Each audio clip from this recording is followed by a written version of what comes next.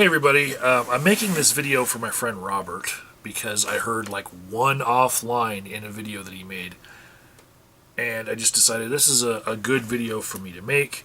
I know he probably wants me to make other videos, but this is the one I'm making. So Robert said that he was going to get his footage home from going to an activist event. It was a gun rally, and he was concerned that there might be wind noise from him using a GoPro. And while GoPro makes some fantastic footage sometimes, it's very versatile in certain areas. I have drifted away from using a GoPro myself. Right now you're getting a video from me on my potato cam because my newer stuff actually has to be in this video.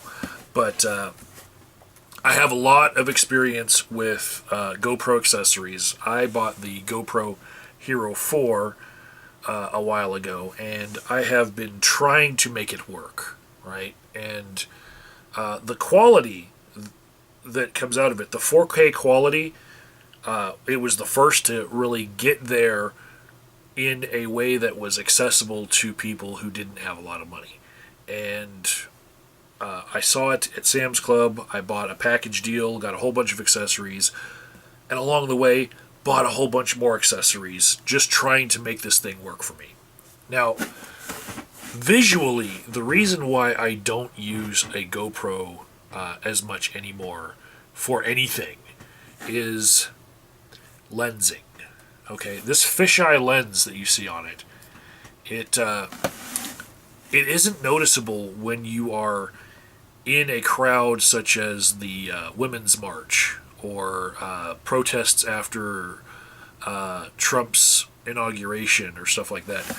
I can put this GoPro on a pole and get a view of everything that's going on, and the lensing doesn't seem to matter as much in those shots. It also is kind of expected when you are trying to follow someone doing skateboard tricks. It's just part of the style because GoPro was so heavily associated with snowboarders and skateboarders. So in those circumstances, it's okay. But for some of the things that I was doing, like investigating abandoned houses, there are a lot of straight angles, like from doorways, that when I would pass them and go through that doorway, you would see this lensing effect of the place just kind of bending and twisting, and it was not something that I intended in my footage.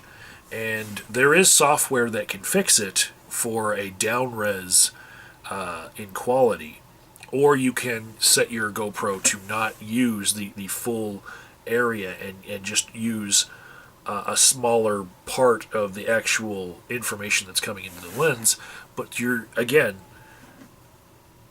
are sacrificing quality that this GoPro is capable of for those effects. So I've upgraded myself to a lot of other cameras, but this one is my favorite right now. Misty got it for me, and you can see that I have no problems with wind noise because I have a dead cat on top of my camera with a Rode microphone, right? And some of the more high quality videos that you guys see from me are made on this rather than my GoPro setups. And let me tell you, I went through a lot. Now, as far as wind noise goes, this is what Robert was particularly worried about. You can get rid of wind noise altogether by putting your GoPro in this waterproof case, but you are going to attenuate all sound by about a factor of 75% of sound. You're going to have to go into post-production and have to jack up all the sound that is captured through this, because this acrylic, it really does block all the sound that's coming into the sound port on the GoPro, which is right there.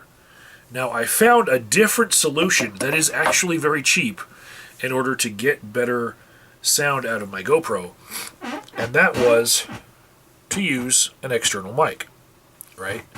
This thing was not invented for the GoPro at all, but you can adapt it to the GoPro by way of a little adapter like this. Now, this actually, you can find it in bundles that it's sold with this GoPro adapter for the intention of using it with a GoPro, and sometimes less than $10 on eBay, you know.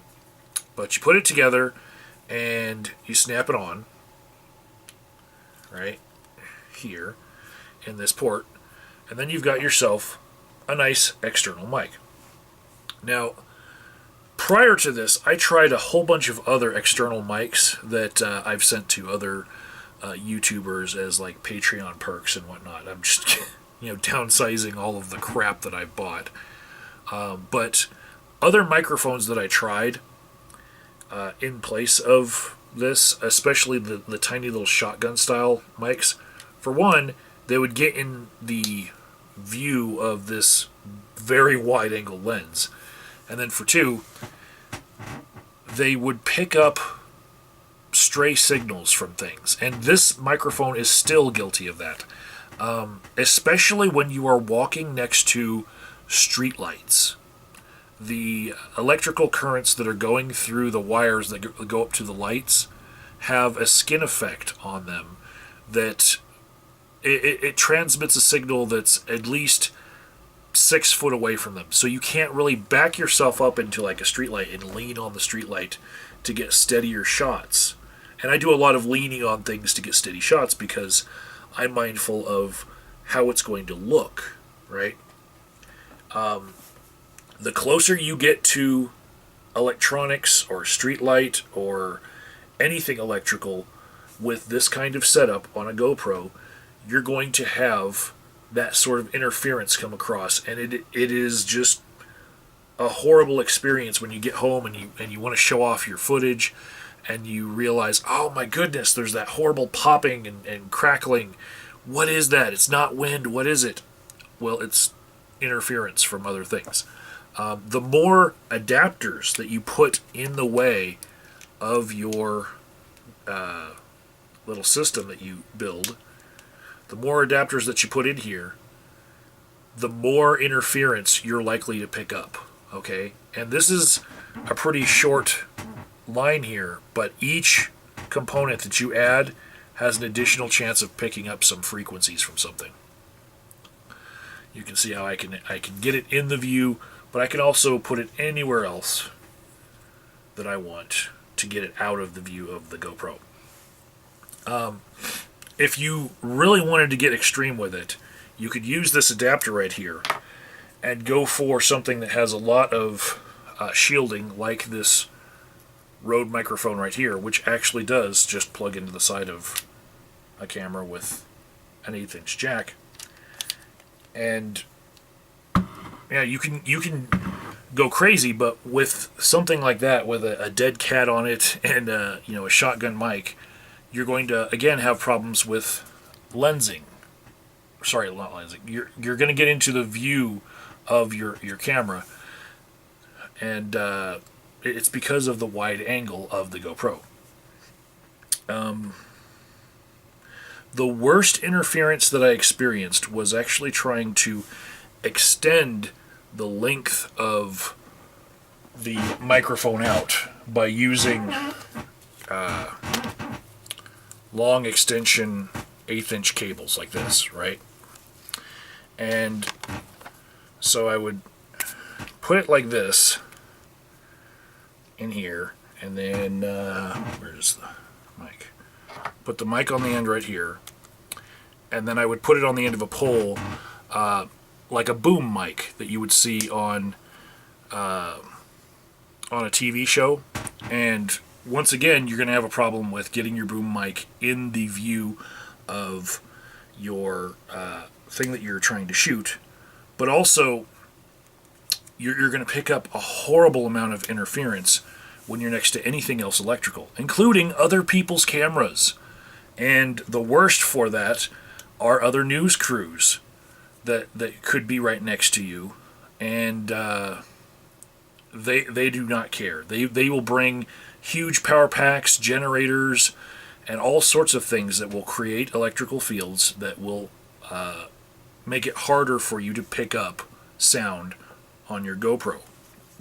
The best quality that you could probably get, and this goes for all recording, is recording the sound separately from the video by way of any sort of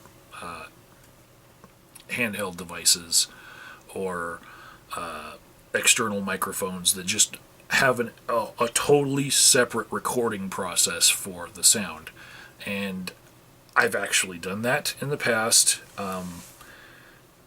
and I backed away from it because it is way too much setup for going out and filming activism. So I kind of retired my GoPro.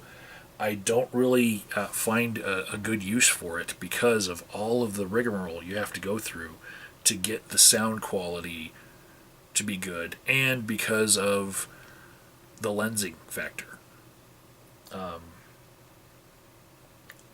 But if this is what you're going to use, I've given you a whole bunch of tips on what to do. Thanks for watching. I hope that you can find a cheap solution to your problems. And that's it for this ramble.